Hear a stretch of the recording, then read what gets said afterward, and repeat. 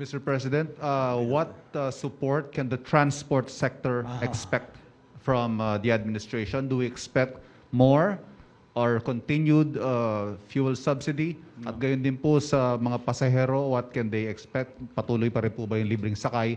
At i-expand po ba ito? Thank you. Okay, good. I'm glad you asked.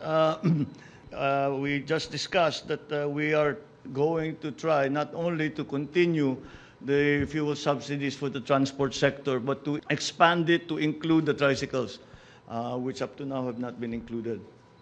And so we talked about in the cabinet meeting, we talked about the funding, where it can come from, and how we are going to manage the funding for the additional fuel subsidies.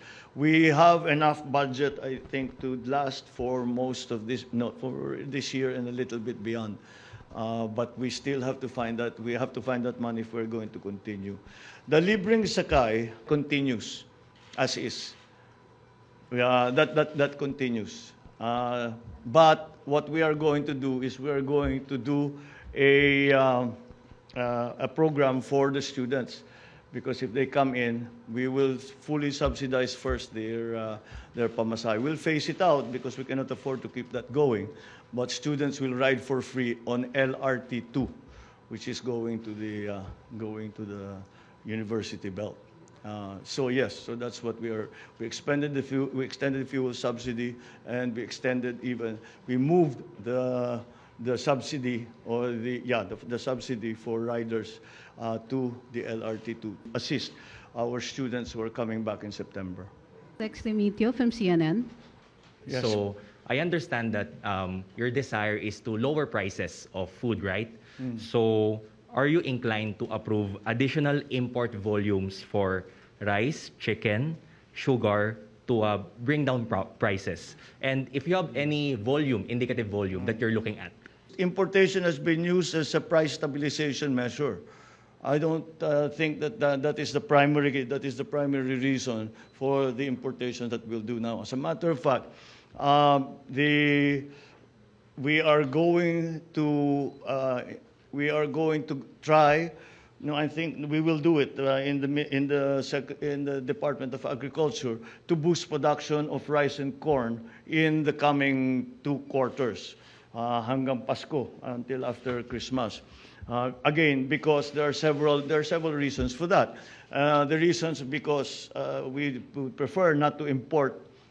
We would prefer to import as little as possible. So we should increase our own production of rice and corn. Corn especially became very important because the feed wheat that we were importing, na-cut off ang supply natin. So we have to substitute it with corn. This season, the corn growers were able to come together and provide sufficient feed for the broiler production. But we still have to increase production of corn to ensure that supply, because there's corn for food and there's corn for feed. So if we are able to increase production sufficiently, then hopefully the importations. We really do not want. It's not really an import substitution measure. It is a strategic food supply measure. But of course, if it's nagkaka-import substitution, that's not necessarily a bad thing. So that's the plan. That is why I made agriculture the highest priority of everything that we are doing. Because you cannot build a strong economy unless you have a foundation of a robust agricultural sector, which assures food supply, even in emergencies. Ms. Maricel Halili. Sir, Good afternoon. may we know kung ano po yung most important marching order ninyo to all the cabinet secretaries following the first cabinet meeting earlier? Oh, you cannot. I don't think we can say one. Kasi we've been talking anyway for 2 months. Matagal na namin pinag-usapan yung mga general concepts and general principles. So each department got very different instructions. The only thing that it looks like is how that we have to realize how interconnected all the government is. So there isn't one single one. I suppose if there's one single one, is let's get our bureaucracy streamlined. I gave them. I said I will not. I give you a relatively free hand in deciding who you want to hire and how you want to change the structure of your department. If indeed that's what you want to do. The first thing that is an example of that was in Daisara's announcement that we have a plan for full face-to-face by November of this year. September, we will start a phased face-to-face schooling. And that face-to-face will end up in early November as already 100% attendance ng mga bata.